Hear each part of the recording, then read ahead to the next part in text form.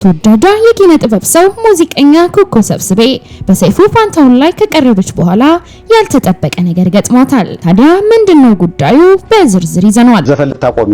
አዎ ወደ አምላኬና አላገለገልኩም አላልሽም ወይ አሉኝ።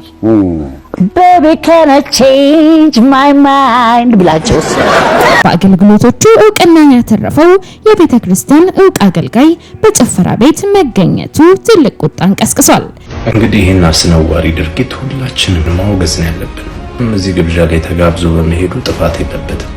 ግን ትልቁ ስህተት ቤተ ክርስቲያን ምእመኖቿን ወይም ልጆቿን በትክክለኛ አስተምህሮ በዲሲፕሊን መቅረጽ አለባት። የክራይስት አርሚ ዓለም አቀፍ ቤተክርስቲያን መስራችና ባለራዕይ የሆነው ነብዩ ጩፋ በድጋሚ ያልተጠበቀ ንግግር አድርጓል።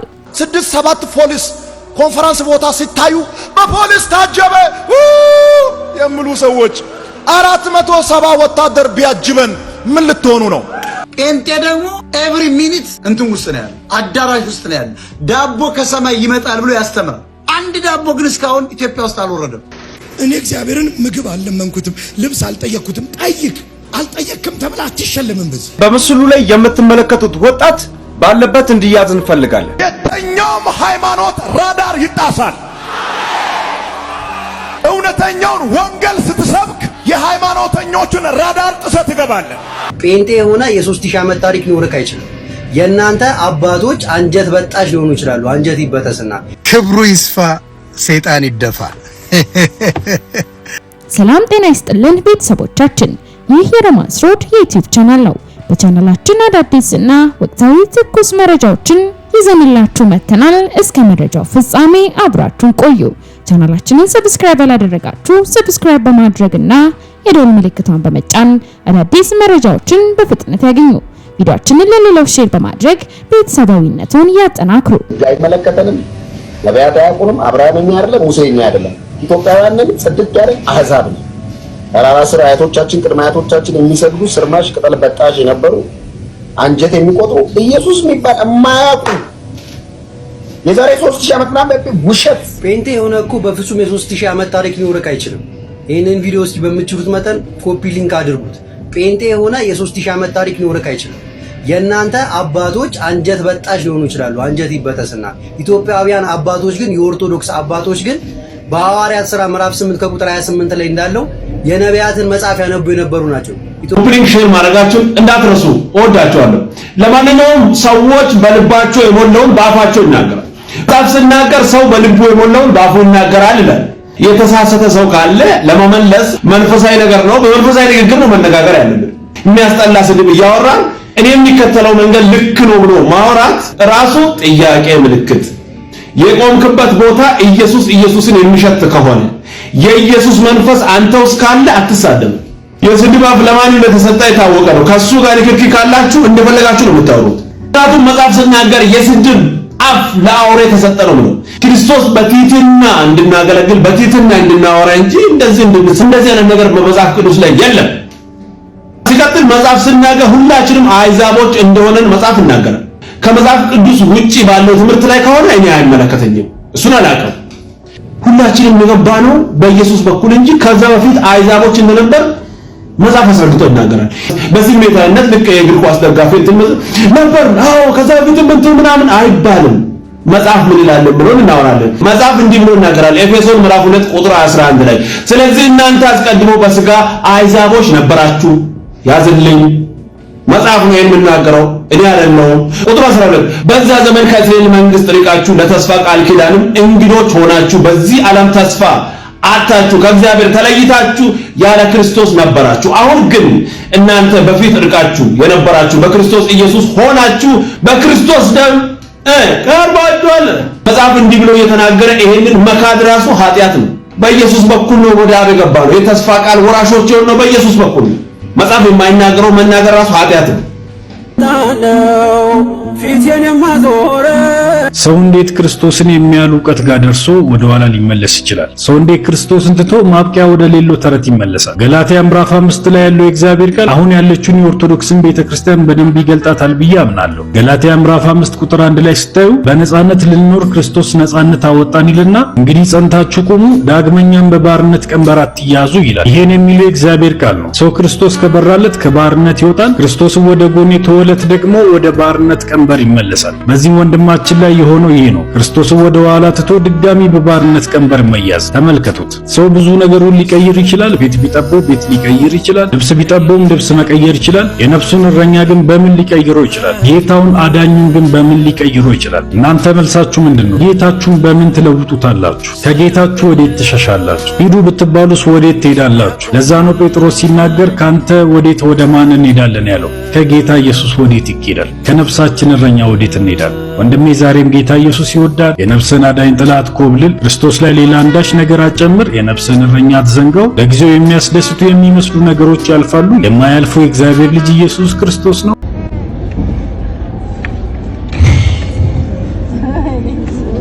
በስመ አብ ወወልድ ወመንፈስ ቅዱስ አሐዱ አምላክ አሜን። በክርስቶስ ኢየሱስ ክርስቲያን የሆናችሁ ውድ የኦርቶዶክስ አማኞች እንዴት ናችሁ? እንደምን ዋላችሁ? እንደምን አደራችሁ?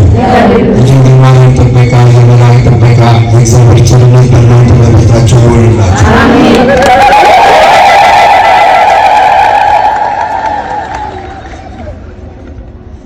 ቀጣይ ዓመት እውነቴን ነው የምላችሁ፣ ቀጣይ ዓመት የተዋህዶ ጊዜ ነው። የኦርቶዶክስ ተዋህዶ ጊዜ ነው። የጠፉ በጎች ይመለሳሉ።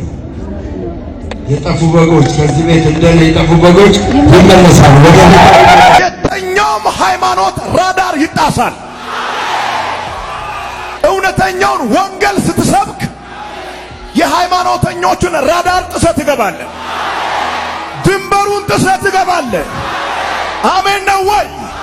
ከዚህ በኋላ ኢትዮጵያ ውስጥ ይሄ የነሱ ነው፣ ይሄ የናንተ ነው ተብሎ የተደረገ ምልክት ይጣሳል። ይጣሳል። የሱና ያንተ የሚባል ነገር የለም። በሰማይ ያለው በምድር ያለው የኢየሱስ ነው። አሁን የመጣው ክብር፣ አሁን የመጣው መገለጥ፣ አሁን የመጣው እሳት፣ አሁን የመጣው የወንጌል ኃይል ድንበር ይጥሳል። ሃይማኖተኞች የሰሩትን ግንብ ይሰብራል። እያባበልን የምንሰብክበት ዘመን አልፏል። ጴንጤ ደግሞ ኤቭሪ ሚኒት እንትን ውስጥ ነው ያለው፣ አዳራሽ ውስጥ ነው ያለው። ዳቦ ከሰማይ ይመጣል ብሎ ያስተምራል። አንድ ዳቦ ግን እስካሁን ኢትዮጵያ ውስጥ አልወረደም። እንደ ጴንጤ ትምህርት፣ እንደ ፓስተሮች ገለጻ አንድ ውሃ ሃይላንድ ውሃ ከሰማይ አልወረደም፣ አይመጣም። ለሚሊዮን ዓመት ሊመጣ አይችልም። ውሸት ነው። ሚሊዮን ዶላር በባንክ ገባ የሚልህ ፓስተር ካየህ እሱ ልም ያለ ወራዳ ሌባ ነው። በትብብር መጨፍጨፍ ነው ያለበት፣ እንዲሞት ማለት ነው። ተወግሮ መገደል አለበት። እንኳን እሱ የበቃው የገዳም አባትም እነሱም ሊያድኑን አልቻሉ። ይሄውን ጦርነት ማቆም ነበረባቸው። ዛሬውን ገዳም አሉ የተባሉ የአማራ አባቶች፣ የኢትዮጵያኑ አባቶች ሊያቆሙት አልቻሉም። ይሄን ረሃብ ሰው በረሃብ ሊያልቅም አንድ ዳቦ ጠብ ሊያደርጉልን አልቻሉም። ምንድነው ስትል ውሸት ነው። 470 ወታደር ማለት እኮ አንድ እዝ ነው። 6-7 ፖሊስ ኮንፈረንስ ቦታ ሲታዩ በፖሊስ ታጀበ የሚሉ ሰዎች 470 ወታደር ቢያጅበን ምን ልትሆኑ ነው? ከ500,000 እስከ 1 ሚሊዮን ህዝብ በሚሰበሰብበት ቦታ 60 ወታደር ለአንድ ጳውሎስ 470 ስፔሻል ኮማንዶ። አይ አልፈልግም፣ ወክ እያደረኩ ብቻ እሄዳለሁ ለምን አላለም? በእግዚአብሔር ስለማይታመን ነው። 470 ወታደር ይታዘዝ። 70 ወታደሮች ፈረሰኞች ይሁኑ፣ 200 ባለ ጦር መሳሪያ ይሁን፣ 200 እግረኛ ይሁን። በዚህ አይነት ግርግር ታጅቦ ወደሚቀጥለው ፍርድ ቤት ጉዞ።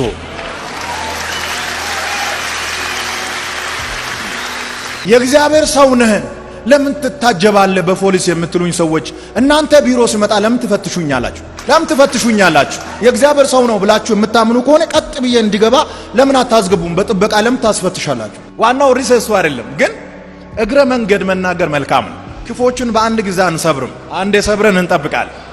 መጨረሻ ላይ ጨርሰን ነው የምንሰብራቸው። ጳውሎስ በ470 ወታደሮች ታጅቦ እንዲሄድ የሮማ አዛዥ ያደረገበት ዋናው ምክንያት ጳውሎስ በዜግነቱ ሮማዊ ስለሆነ ነው። ዜግነቱ ሮማዊ የሆነ ሰው በጣም ተፈላጊ ነው።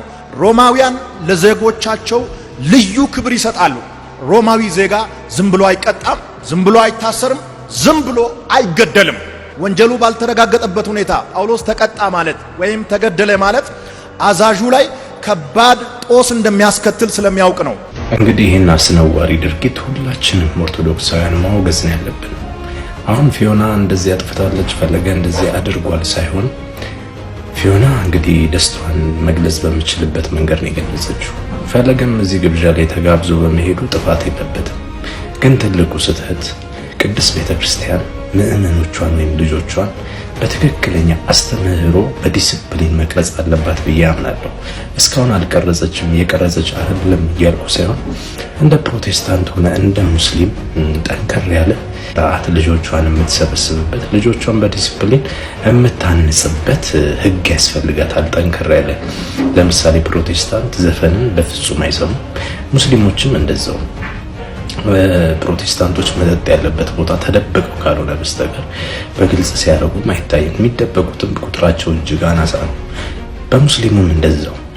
ለምሳሌ ፊዮና ያደረገችው ነገር በመዝሙር ወይም መንፈሳዊ በሆነ መንገድ የመንፈሳዊ መምህር ባለበት ቦታ መንፈሳዊ የሆነ ነገር መንጸባረቅ ሲገባው ፊዮና ያደረገችው ነገር እንግዲህ የማይመጥን ነው። እኛም ከታዘብን ውድ ተመልካች አድማጮቻችን ለእናንተ አድርሰናል። ይሄ የራሳችንን አመለካከት ነው ያስቀምጠው። ፊዮና አጥፍታለች፣ ፈለገ አጥፍቷል ሳይሆን እንደ ሕዝብ እንደ ምእመን ኦርቶዶክስ ተማሪዎቿን፣ ልጆቿን፣ ምእመኖቿን መጠበቅ አለባት። ጠንከር ያለ ሕግ ሲኖዶሱን ማወጅ አለበት። መቃወም ካለብን ይሄ ነገር ነው መወገዝ ያለበት። ሰሞኑን ኢየሱስ ክርስቶስ ቤዛ አይደለም ቤዛ ነው በሚል ማርያም ቤዛ ናት አይደለችም በሚል ስንነታረክ ነበረ። ከሱ ይልቅ ግን ቤዛ የሆነን የክርስቶስ ደም ዝም ብለን በማይሆን ነገር ከምናረግ ሰው ጠንከር ያለ የሲኖዶሳዊ መግለጫ መሰጠት ያለበት እንደዚህ አይነት ጉዳይ ላይ ዘፈን ልታቆሚ? አዎ ወደ አምላኬና አላገለገልኩም አላልሽም ወይ አሉኝ። Baby can I change my mind ብላቸውስ ሐሳብ ቀየርኩ ያለሽ ኩኩዬ እንግዲህ እድሜሽን ዘመንሽን ሙሉ ስትዘፍኝ ኖረሻልና አሁን እንግዲህ እድሜሽም ገፍቷል። በዚህ ጊዜ እንደው በንሳ ወደ አምላክሽ በመመለሽ እድሜሽ ሐሳቤን መቀየር እችላለሁ ምናምን ብለሽ እንግዲህ እንደማላገጥም እንደሰላቅም አድርገሽ ተናግረሻልና እንደው ብቻ የእድሜሽን የጉብዝና ወራት መጽሐፍ ቅዱስም እንደሚናገረው በጉብዝና ወራት ፈጣሪን አስብ ነበር የሚለው የጉብዝናሽን ወራት በሰጠሹ ነበር ለአምላክሽ። እሱም አልሆነ። እሱም እድሜሽ አልፎ አሁን እዚህ እድሜ ላይ ደርሰሽ እንኳን ንሳ በመግቢያ እድሜሽ በመቁረቢያ እድሜሽ ሐሳቤን መቀየር እችላለሁ ብለሽ የፌዝና የሰላቀን ንግግር ተናግረሻል። በዚህም በትዩ በዛ ዘፋኝ መንግስተ ሰማያትን እንደማይወርስ በቅዱስ ቃሉ ተጽፏል። የዕብራይስጡ ግሪኩ እያላችሁ ልታሽሙኑሙኑ እንዳትሞክሩት። በግልጽና በግልጽ የተጻፈው ነገር ዘፋኝነት መንግስተ ሰማያት እንደማይወርስ ነውና ይሄ የዓለም ዝና የዓለም ክብር በቃ እንደ ጧት ጤዛ ነው። የሆነ ነገር የሆነ ጊዜ ላይ በቃ የሚያልፍ ነው። የሰው ልጅም እድሜ እንደ እንፋሎት ታይቶ እንደሚጠፋ የጧት ጤዛ ነው ይላልና እንደው ሰው ቢበዛ ቢገፋ ቢኖር እኮ 100 ዓመት ነው። ከዛ በኋላ ቀሪው እድሜያችን የዘላለም ህይወት ነውና ከዘላለም አንፃር ሲታይች የምድር ኑሯችን ኢመንት ናትና አሁንም ወደ ልብሽ ወደ ቀልብሽ ተመለሺ። በንሳ ወደ አምላክሽ ብትመለሺ ይሻልሻል። ዘፍነሻል ረጅም ዓመት በቃ ይበቃሻል። ምንም ያላየሽው ነገር የለምና ወደ አምላክሽና ወደ መድኃኒታሽ ወደ አዳኝሽ ወደ ጌታችን ወደ መድኃኒታችን ኢየሱስ ክርስቶስ እንድትመለሽ የፍቅር ጥሪ ያቀርብልሻለሁ። ከዘላለም ሞትና ከዘላለም ጥፋት አምልጭ። ይሄ የሚታየው ጊዜ ነው። ሁሉ ነገር ያልፋል። አንቺም ታልፊያለሽ።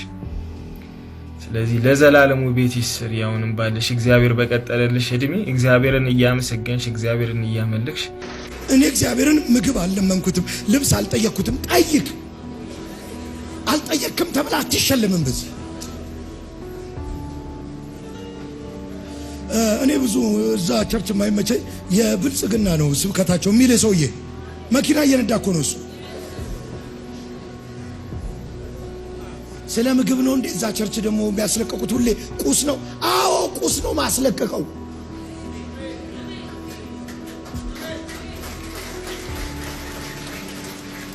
ያውል መጀመሪያ ማሰብ ያለብህ መብላት አለብህ በቃ ካልበላህ ራሱ ወንጌል አይገባም ፊልጵስዩስ ብለህ ፊልጵስዩስ የሚባል ብስኩት ባመጣልህ ነው የሚሻለው ውሸት ነው ከልት ነው ቢርበኝም ቢጠማኝም እኔ አንተን አመልካለሁ ማምለካለም ትደፋለህ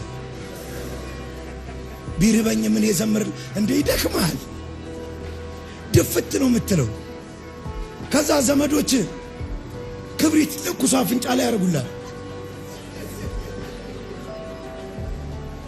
አገልጋዮች እጭጭ ነው ተነሲሏል አንተን የሚያስነሳ ጥብስ ፍርፍር ነው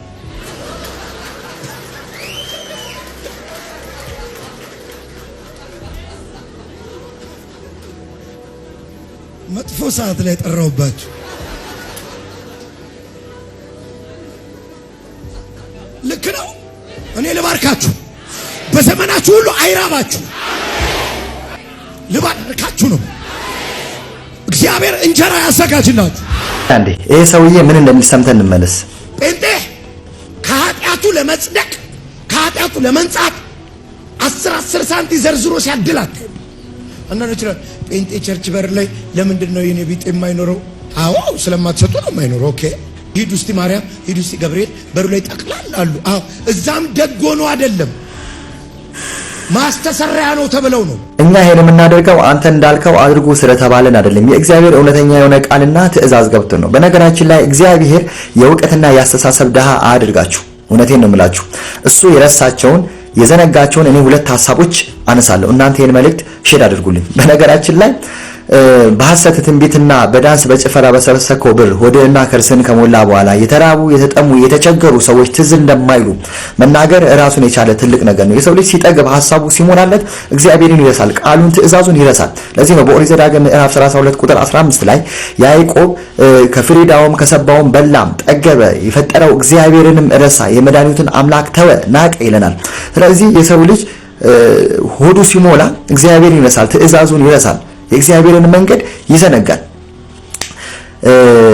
አንተ የዘነጋውን ሁለት የመጽሐፍ ቅዱስ ክፍል ላንሳ በማቴዎስ ወንጌል ምዕራፍ 25 ቁጥር 42 ጀምሮ ስንመለከት እግዚአብሔር በመጨረሻ ጊዜ ከሚጠይቀው ጥያቄዎች ውስጥ አንዱ ተርቤ አላበላችሁኝም ተጠምቼ አላጠጣችሁኝም ስለዚህ ለተናናሾች ያደረጋችሁት ለኔ እንዳደረጋችሁት ነው የሚለውን የወንጌል ቃል የዘንግቶ ነው ይሄ ብቻ አይደለም በማቴዎስ ወንጌል ምዕራፍ 19 ቁጥር 16 እስከ 21 ስንመለከት አንድ ሰው ወደ ጌታ ቀርቦ የዘላለምን ሕይወት እንዳገኝ ምን ላድርግ ብሎ በጠየቀው ሰዓት ትእዛዝና ሕግጋትን ፈጽም ሲለው ይሄን ከልጅነቴ ጀምሮ ፈጽሜያለሁ የሚጎለኝ ምንድነው ባለው ሰዓት ላይ እንግዲያውስ ያለህን ሽጥና ለድሆች ሰጥተህ ተከተለኝ ለተቸገሩ ሰጥተህ ተከተለኝ ለተጠሙ ለተራቡ ሰጥተህ ተከተለኝ አለው ይሄ እኮ የጌታ ትእዛዝ ነው ዳሩ ነገሩ ይሄ አይገባም ለዚህ ነው በፊልጵስዩስ 3 ቁጥር 19 ላይ ስንመለከት መጨረሻቸው ጥፋት ነው ሆዳቸው አምላካቸው ነው ክብራቸው በነውራቸው ነው የሚለው ለዚህ ነው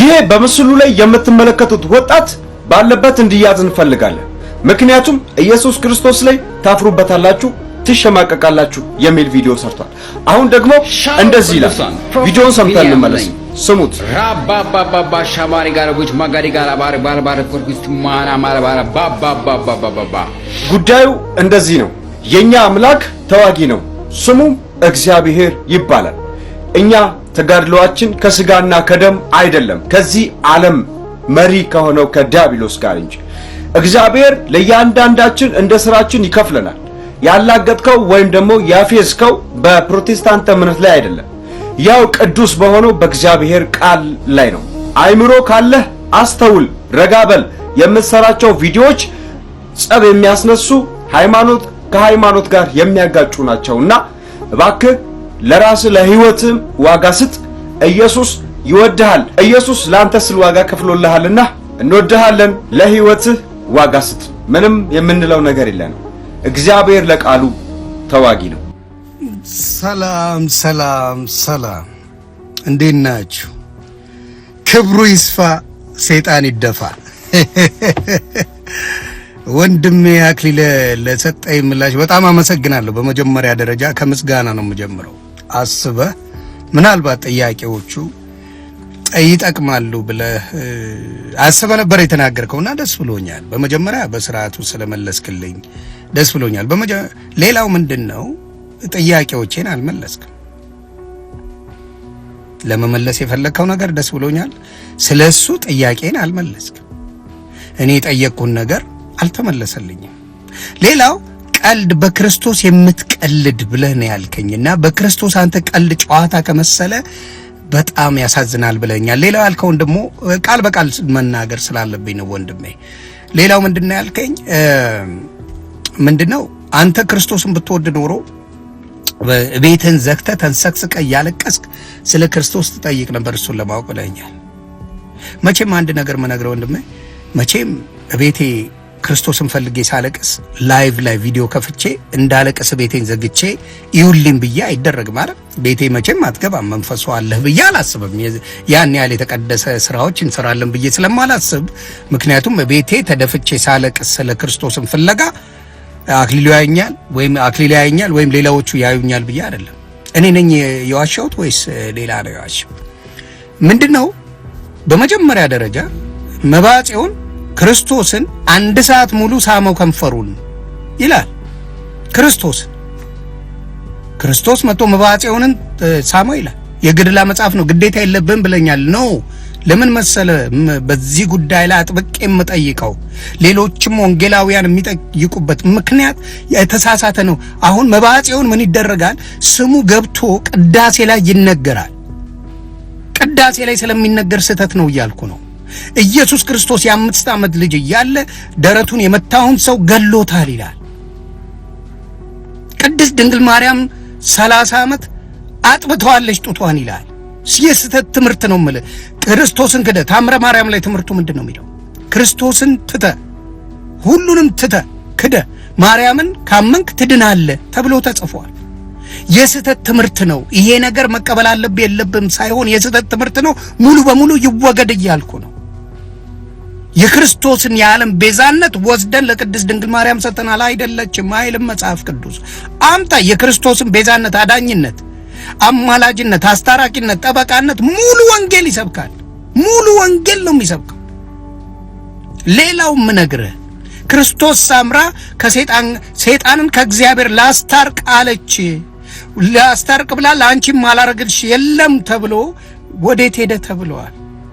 ሲኦል ሄዳ ሲኦል ስትገባ ሰይጣን ወደ ሲኦል አስገብቶ አለቅም ሲላ ቅዱስ ሚካኤል ሰይፉን መዞ ተደባድበው ክርስቶስ ሳምራ ስትመለስ በክንፎቿ ከ10,000 በላይ ነፍሳትን አዳነች ይላል። ኖት ኦንሊ ዳት ኤቭሪ ዴይ ክርስቶስ ሳምራ የዘናብን ነጠብጣብ የሚያህሉ ነገሮች ከሲኦል እየሄደች ታመጣለች እያላችሁ ነው የምታስተምሩት አይልም?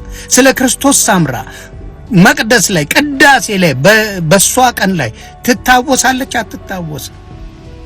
እነዚህ ሁላ ጥያቄዎች ነው ያሉት። የጠላ ጋንን የላሰ ምን ይላል? ይጸድቃል እያላችሁ አይደል የምታወሩት? 78 ነፍሳትን የገደለውን ቅድስት ድንግል ማርያም እሱን ካላዳንከው ገነት ካላስገባው ጌታ ኢየሱስን ጡቶቼን ቆርጬ ፊቴን ባጭሬ ከሱ ጋር ሲኦል እገባለሁ ብላለች እያላችሁ አይደል እንደምታስተምሩት? ገድላት እነዚህን አይደል እንደሚያስተምረው? ዮኒ ማኛ ዋሽቷል? አልዋሸው። የክርስቶስን ኃያልነት ነው የመሰከርኩት። ብቻውን ያድናል ኢየሱስ ክርስቶስ ነው ያልኩት። ኢየሱስ የዓለም ቤዛ ነው፣ የዓለም አዳኝ ነው፣ የዓለም ጠበቃ ነው፣ የዓለም አማላጅ ነው። ሁሉን ማድረግ የሚችለው ኢየሱስ ክርስቶስ ነው። ሌላ ማንም የለም እዚህ ምድር ላይ ማንም። በስሜ ውሃ ያጠጣችሁት ቅዱሳን፣ በስሜ ውሃ ያጠጣችሁ ዝክሩን ያደረጋችሁ ምን ትሆናላችሁ ይላል ትላላችሁ። ብዙ ጊዜ እቺን ነገር ትጠቀሟታላችሁ። እና እኔም በሰማይ አስብላችኋለሁ ለዚህ ነው ዝክር ምን ዘክረው ትላል። የተቸገረን የተጠማን የተራበን አብሉ ነው የሚለው በስሜ ኢየሱስ ክርስቶስ። ኦፍ ኮርስ በስሙ ቅድስናን የሰራ በሙሉ ምን ይላል? ያድናል ይላል። ትድናል። ሌላው የምናገረው ምንድነው? ብዙ ጊዜ ስሜታዊ ያረገኝ ነው ጉዳይ። በክርስቶስ ቀልጄ አላቅም። ታቀኛለህ። ስዕል የሚባል አልቀበልም። እማልቀበለው የገዛው ስዕል ሊያድን አይችልም። በረከት ሊሆን አይችልም። ክርስቶስ በነፃ ነው ቅድስናን የሰጠን። በነፃ በደሙ ነው የሸፈነን ክርስቶስ። ቁርባንን ሳትቀበል በአብ በወልድ መንፈስ ቅዱስ ሳትጠመቅ ምን ሳትል እመቤታችን ማርያምን ካመንክ ምልጃዋን ካመንክ ትድናለህ ተብሎ ነው ታምረ ማርያም ላይ ተጻፈው። ዮኒ ማኛ ያዋቸ ነው አምጥታችሁ መክሰስ ነው። ቤተ ክርስቲያን ውስጥ የውሸት ተደርጓል። ዝማሬስ አንድ ቦታ ላይ ለክርስቶስ ከ27 ጊዜ በላይ ለእግዚአብሔር ከ27 ጊዜ በላይ ምስጋና መዝሙር ያስፈልጋል ይላል። አንድም ቦታ ላይ የዝማሬ ምስጋና ለማርያም ለገብርኤል ለሌሎቹ ያስፈልጋል። ምክንያቱም ቅድስት ድንግል ማርያምን እሱን ነበር ስታመልክ የነበረው። የባሪያይቱ መዋረድ አይቷልና ከዛሬ ጀምሮ ትውልድ ሁሉ ብፅዕት ይሉኛል ነው ያለችው። የኔ እናት ባሪያ ነኝ መዋረዴን አይቷል፣ ኃጢአተኛ መሆኔን አይቷል፣ ግን በጸጋው አድኖኛል ነው ያለችው ቅድስት ድንግል ማርያም። የሚላችሁን ሁሉ አድርጉ ነው ያለችው የኔ ቅድስት ድንግል ማርያም። እናንተ ጨምራችሁ ሰማይ ሰቅላችኋት ያለ ስሟ ስም ሰጣችሁ ወደ አምልኮ የገባችሁት እናንተ ናችሁ። አባታችን ታዲያ ለምን ተቆጡ? ቀልዳው ነው እንዴ? አባታችን የቁም እስረኛ ሆኑት ምን ስላረጉ ነው? የዓለም ቤዛ ኢየሱስ ክርስቶስ ብቻ ነው፣ ሌላ ቤዛ የለም ስላሉ ነው አይደል? የሌላው ቤዝነት ሲዝናል ነው፣ ጊዜያዊ ነው፣ ዘላለማዊ አይደለም። የማንም የሌላ ዘላለማዊነት ቤዛነት የተሰጠው ማንም የለም። ስለዚህ የገድላት መጽሐፋችሁ ላይ የተክልዬ ጠቅማት ያድናል ብላችሁ አይደል እንደምትሰብኩት? ምንም አይናችሁን በጨዋጥባችሁ ተክልዬና መልከ ጻድቅ ነው። ሌላ ይቅርታ ከተሳሳትኩኝ አቡነ ተክልዬና ሌላው ምን አድርገዋል? ሰይጣንን ከባህር አውጥተው ሰይጣንን ከሰው ልጅ ላይ ነበር ከሰው ልጅ ላይ አወጡት። ሰይጣን ያዘው ነበር አወጡት። ከዛ በኋላ ያንን ሰይጣን መነኩሴ አድርገው እስካሁን ያ መነኩሴ ምን ያደርጋል? ቤተክርስቲያን ሲያገለግል ቆይቶ ሞቶ መታሰቢያ ተደርጎ እስካሁን ይዘከር የለ እንዴ? ከአንድ ይዘከር የለ? ገዳም ተሰርቶለት የለ? ምን አይነት ትምህርት ነው ያላስተማርችሁት? ጉድ አለ እንዴ? ይሄ ነገር ስላወጣው ደንቅናችሁ አይ ስተት ትምህርት ሊኖረው ይችላል አይችልም፣ መቀበል አለብህ የለብም እንደዚህ ልናስብል የቻልነው ዮኒ ማኛ አፈርጥሞ ስለጠየቀ ነው። ሌሎች ወንጌላውያን ስለጠየቁ ነው። ፕሮቴስታንት ወንድምናቶቼማ በፍቅር እንዴት እንደሚያለቅሱልኝ ወንድማቸው በምን ስለዳንኩ ብቻ ነው የተደሰቱት። ሌላ ነገር የለም። በአንድ በኢየሱስ ክርስቶስ የግል አዳኝነት ስላመንኩ ስለተቀበልኩ ነው የወደዱኝ። ሌላ ስላረኩ አይደለም። እንደነሱ የሞለጭኩት የለም፣ እንደነሱ ያዋረድኩት የለም። እንደነሱ የነሱ ቀንደኛ ጠላት እኔ ነበርኩ። ለምን በስሜ የተጠላችሁ ትሆናላችሁ አሉ። እሱ ጣ ነው ዛሬ የደረሰኝ። እኔ ማኛ ፈርቼ ነበር። ምን አይነት ፍራቻ ነበረኝ መሰለ? ልንገርህ አብራታ። ፍራቻ የነበረው እናቴን፣ ልጆቼን፣ ሚስቴን ይሰድቡብኛል ብዬ ነበር። መስደብ አይደለም የፈለጉትን ማድረግ ይችላሉ። በስሜ የተጠላችሁ ትሆናላችሁ ብሎ ስለዚህ አክሊለ ወንድሜ እኔ ስለ ክርስቶስ የመሰከርኩት ቀልድ ከመሰለ ምናልባት እየቀለድክ ያለው አንተ ነህ። የምትጠራጠረውን ነገር እንዴት አድርገህ ልትቀበል ትችላለህ? ትቀበላለህ እንዴ? የምትጠራጠረውን ነገር ስህተት ይኖረዋል ያልከውን ነገር እንዴት ትቀበለው? ትክክለኛ ነገር ብቻ ነው መቀበል ያለብህ። እንዳንድ አማኝ እንዳንድ ኦርቶዶክስ ክርስትና ተቀባይ የስህተት አለው ብለን ያላቸው ይኖራሉ ብለን እናምናለን። ጥርጣሬ ያለውን ነገር ታደርገዋለህ እንዴ? ይሄ ቴሌቪዥን ግዛው ግን ላይሰራልህ ይችላል ብለህ ትቀበላለህ እንዴ? ይሄ ምግብ የተበላሸ ነው ግን ብላው ችግር አይኖረውም ብለህ ትቀበላለህ እንዴ? ይሄ ነገር ዶክተር ጋር ሄደህ አትድንም ግን ይሄን መክፈል አለብህ ብትል ታደርገዋለህ እንዴ? መኪና ተበላሽቶ ስትሄድ ታሰራለህ። በነገራችን ላይ ሊሰራም ላይሰራም ይችላል ግን ገንዘቡን ክፈል ብትባል ትከፍላለህ እንዴ? አታረገውም። ስለዚህ ሳይመሽ የጌታን አዳኝነት ብቻ ኦርቶዶክስ ተቀብላ የሱን ወንጌል ሰብካ ምን ማድረግ ትችላለች? መዳን እንችላለን እላለሁ። ስለ ገድላት የምንነጋገራቸው ብዙ ነገሮች ስላሉ ኑና ያንን ጥያቄዎች ደግሞ የኦርቶዶክስ ወንድምና አባቶች እንድትመልሱ። አሁን እየቀለድክ ያለው በህይወት ብቻ አይደለም ማይ ብራዘር፣ እየቀለድክ ያለው በጌታችን በክርስቶስ ኢየሱስ ላይ ነው። ገድላቱን ስትሰጠን ቤተክርስቲያን አለቀ። የቅዱሱን ታሪክ አይተን ክርስቶስን በመምሰል ህይወት ውስጥ ያደገበትን ነገር አይተን እኛም እንደው ክርስቶስን መስለን እንድናደግ በቃ ለዛ ነው የምንጠቀምበት። ከዛ ውጪ ግን ለአእምሮአችን እንደዚህ አሁን እንደዚህ ሰዎች ይላሉ በጣም የሚጨንቅ ምናምን ነገር ሲሉ ነበር። ለአእምሮ ከጨነቀ የመቀበል ግዴታ እንኳን የለብህም። ፕላስ ደግሞ ገድላት ተአምራት መጽሐፍት ውስጥ ስህተት አይገኝም አላለም። ስህተት ሊገኝ ራሱ ይችላል ብለን እናምናለን። እኔ የምለው ለጠየቀው ጥያቄ ለምንድን ነው መልስ መታችሁ የማሰጡት? ወንጌል አማኞች ይሄንን ቪዲዮ ብዙ ጊዜ ያስወርዱብኛል። ኮፕ ሊንክ አድርጋችሁ እንዲደርስ አድርጉ። በደንብ ኮፕ ሊንክ አድርጉ። ዮኒ ማኛ የጠየቃችሁን ጥያቄ ለምንድን ነው የማትመልሱት? የማትመልሱበት ምክንያት መልስ ስለሌላችሁ በገድልና በድርሳኖቻችሁ ትሸማቀቃላችሁ፣ ታፍራላችሁ። ይሄንንም ደግሞ እግዚአብሔር በተባረኩ ወንድሞችና እህቶች በሶሻል ሚዲያ አገልግሎት ረጅም ጊዜም በቆዩ ደግሞ ተሐድሶ ላይ በሚሰሩ ሰዎች ይሄንን ገድልና ድርሳን እንድትሸማቀቁበት አደረገ። ጌታስ ክብሩን ይውሰድ። ከዛ ምንድነው ያለው? እየቀለድክ ያለው በክርስቶስ ኢየሱስ ላይ ነው። በክርስቶስ ኢየሱስ ላይ የቀለዳችሁት እናንተ ወይስ ዮኒ ማኛ? ኢየሱስ ላይ በገድልና በድርሳናችሁ የቀለዳችሁት የኢየሱስ ክርስቶስን ክብር ከፍ ዝቅ ያደረጋችሁት እናንተ ወይስ ዮኒ ማኛ? ኢየሱስን 30 ዓመት ጡት ጠባ። ኢየሱስ መባጽዮንን ለ1 ሰዓት ከንፈሩን ሳመው። ደግሞ የጌታን ስጋና ደም ፍርፋሪና አተላ ብላችሁ ማርያም ለኢየሱስ ቤዛው እርሷ ናት። ማርያም የወንድ ልጅ የወር አበባ እንድታይ ያደረጋችሁ። ኢየሱስን ማርያም ገረፈችው። ኢየሱስን መባጽዮን ለ1 ሰዓት ከንፈሩን ሳመው። ሥላሴን አቡዬ ዋጠው። በተክለ ሃይማኖት ተቅማጥ ገነት ትገባለህ። ማክሰኞና ሐሙስ እባብ የገደለ ወደ እግዚአብሔር መንግስት ይገባል። ኦኬ።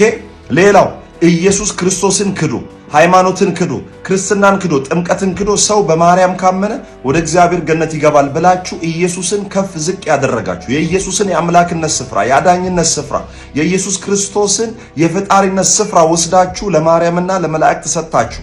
ኢየሱስ ክርስቶስ ቤዛ ሁሉ ነው፣ የሁሉ ቤዛ ነው የሚለውን ትምህርት ወስዳችሁ ቤዛዊተ ዓለም ብላችሁ ለማርያም የሰጣችሁ ኢየሱስን ያቃለላችሁት የቀለዳችሁበት እናንተ ወይስ ዮኒ ማኛ? የጠየቀው ጥያቄ እያንዳንዳችሁ ቀርባችሁ እንድትመልሱ 1 ሳምንት ተሰጥቷችኋል። መመለስ ከቻላችሁ መልሱ። ስንለምናችሁ ነበር ገብታችሁ መልስ እንድትሰጡ። ሁለተኛው ምንድነው ያለው? ከገድል ክርስቶስን መምሰል ነው የምንማረው። አሁን ካነበብኩልህ ገድል መባጽዮን 1 ሰዓት የኢየሱስን ከንፈር ሳመው የሚለው እሱን አንብቤና እሱን ተምሬ ነው ክርስቶስን መመስለው? ወንድ ልጅ ለወንድ ልጅ 1 ሰዓት ከንፈር ተሳሳመ የሚል ይሄኛውን ትምህርት ትውልዱ ሰምቶ ነው ክርስቶስን ወደ መምሰል የሚሄደው?